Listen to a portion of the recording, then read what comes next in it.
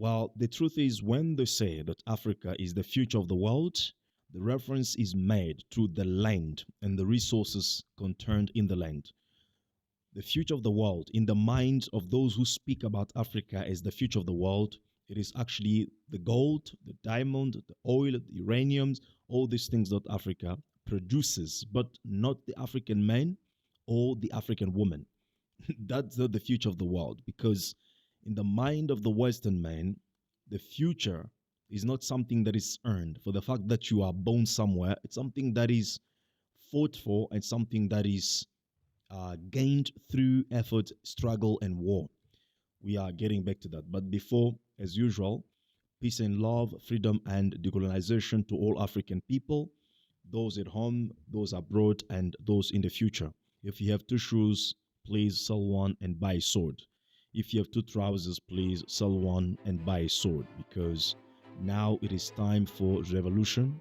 And this revolution is no longer on streets. This revolution is not about burning cars to make demands, but this revolution is in the mind, because if we are not in charge of our mind, of our thoughts, the enemies will be in charge of our mind and will make our bodies just the tools of self enslavement and self-destruction. Once again, receive our revolutionary greetings from the African Continental Unity Party. My name is King Kabbalah. I'm happy to have you on this our weekly show where we talk about Africa and its agenda, which is the agenda of African liberation and emancipation. So today we're talking about the common word that we all have heard on the news, written on books, on TVs. Africa is the future of the world. And we sometimes make a mistake to think that when they say that Africa is the future, they are referring to you and me as African people. No, they are talking about the resources of Africa, which play a key role in the future of the world. All the future technologies, all the future projects of this world, whether you want to conquer the planet Mars, whether you want to build some special nanotechnologies, so forth and so on, all these things depend on substance that Africa possesses, on the resources of Africa, on the land of Africa. Whether you talk about the future medicines, you have to look into what Africa has within the belly of its forest. So, the African person or African man and African woman are not counted on this speech of Africa is the future of the world. Why? Simply because today, Africans are not counted. We are not in the picture of the present reality. We do not appear. We do not have a voice, a word in the current picture of the world, or I should say in the present picture of the world. So what makes you believe that you will have a say or any significance whatsoever in the future of the world? The present of the world escapes us. We are not in the present. How can we then be in the future? Right? So the question then is, why? Why are we not in the future or in the present? Sorry. Why is the voice of Africa not counted in the present reality?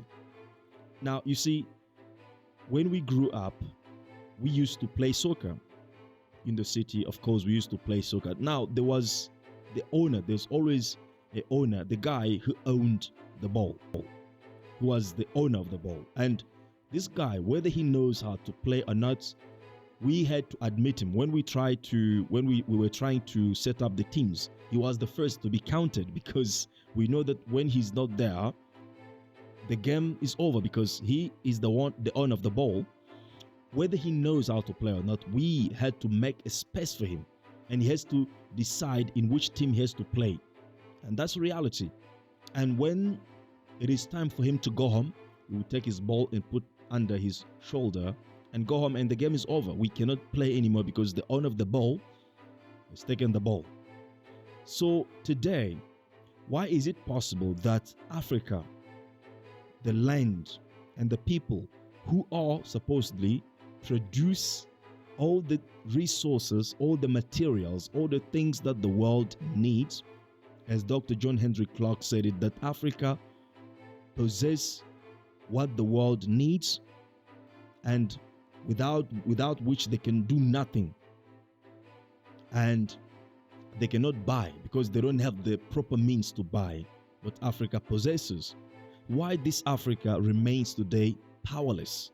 Why this Africa remains today unheard, with no voice that compels respect and compels dignity? Our politics is about going to demand, going to ask for favors, going to give in all our resources so that we can be given favors by the United States to remain in power.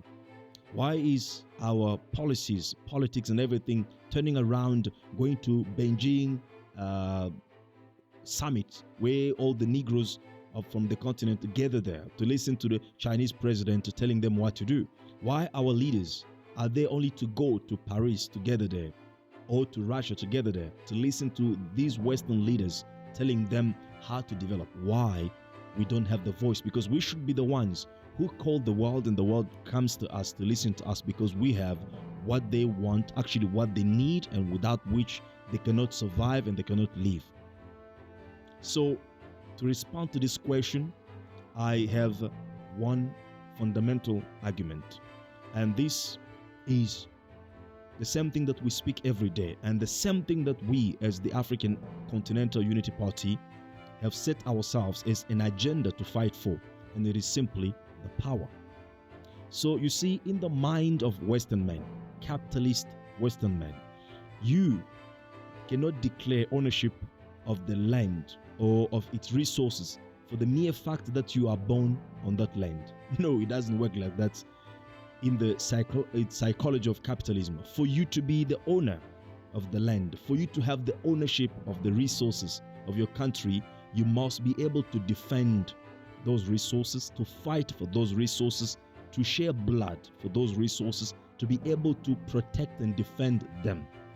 That's the reason why everywhere the Western man has gone, even if he found people there, he will arrive, those explorers, they will arrive in a place and declare immediately that we have discovered this place and it belongs to our majestic king.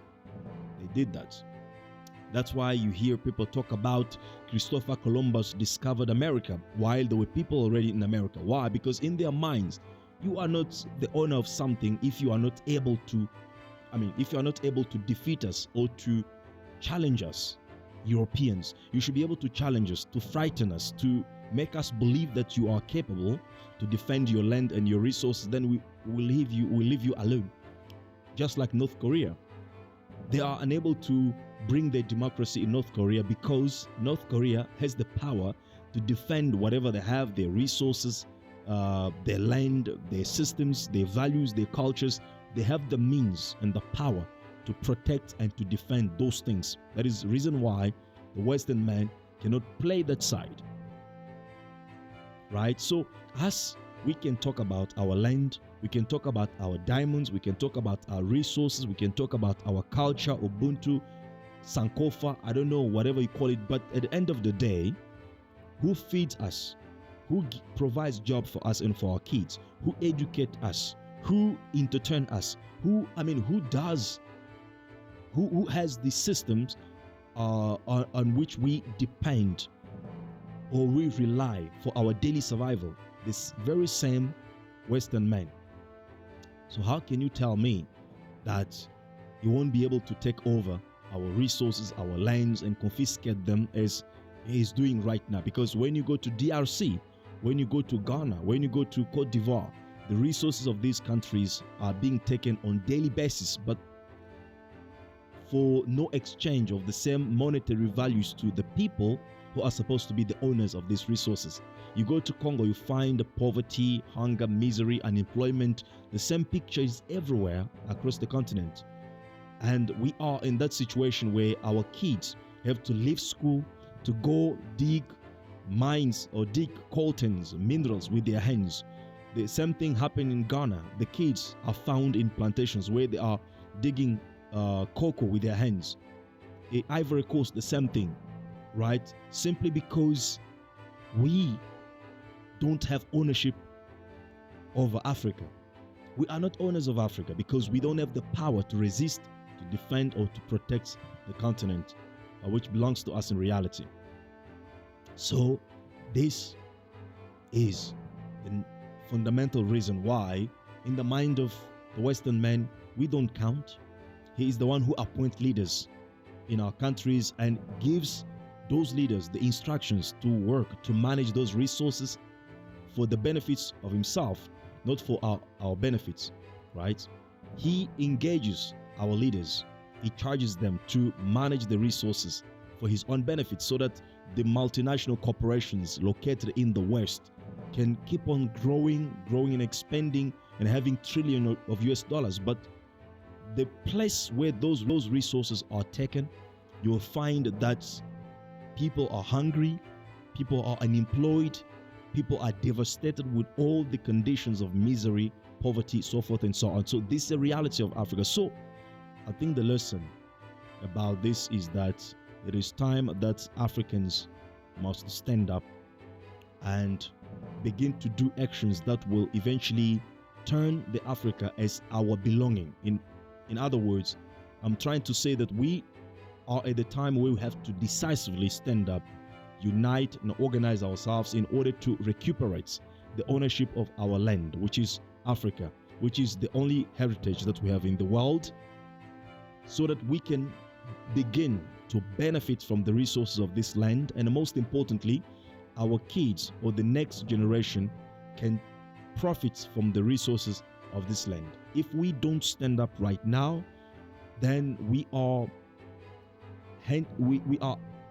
actually handing over to the next generation a continent which is empty promise, a continent which can only benefit the Western kids, not the African kids. So by saying that, I'm calling for the future African leaders, because the current African leaders, they are just the managers of Western enterprises, which are our countries, because that is what they are. So I'm calling on the future leaders who are aspiring to the position of leadership now in their respective countries to think deeply about what kind of change they can bring on the continent so that we recreate Africa as a global power base. Africa whereby Africans are in the future and in the present, not Africa which represent only potential of exploitation for the Westerners, but Africa which really is dignified, respected, and counted in whatever it says. In other words, Africa whose voice is counted. We have to do that by thinking beyond borders. We wish to see at the African Union today a discussion about the security of the continent. Security of the continent against foreign malice and foreign powers. But we don't see that kind of discussion simply because the African Union itself is funded by the very same powers that aim to destroy Africa. That's a problem. So the future leaders, the aspiring leaders on the continent, this is our task to begin already coming together, forming organizations, think tank groups through which we can study how can we give the power to the continent, the power that will protect, defend, and preserve the continent from the destruction of Western imperialism. We need a continental army. We need nuclear power for the continent. And these are the things that are not even spoken at the African Union, shamelessly.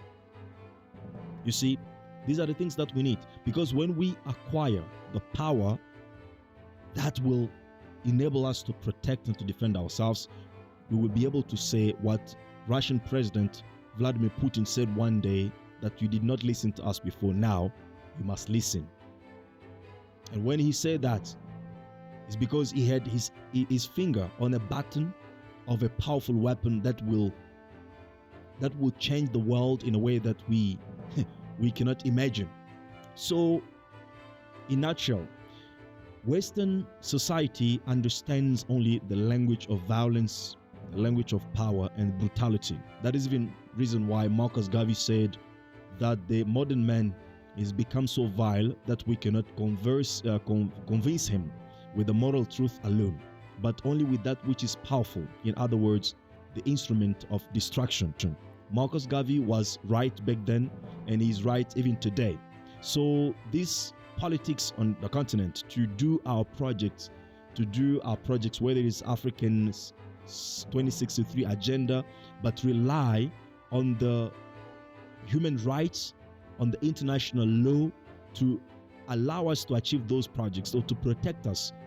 These politics are no longer working, because the international law itself only works as long as the Western powers are satisfied, and they are satisfied because they are able to continue to exploit Africa or the weak in the world. So from the moment that paradigm shifts, the international law exists no more. The events in the world today testify to what I'm just saying. As we're speaking right now, the International Criminal Courts, right, is sanctioned by the United States. Why? Because they've attempted to go after U.S. citizens who have committed crimes in this world. Yet it is an international institution which has to be functioning. Why it doesn't function?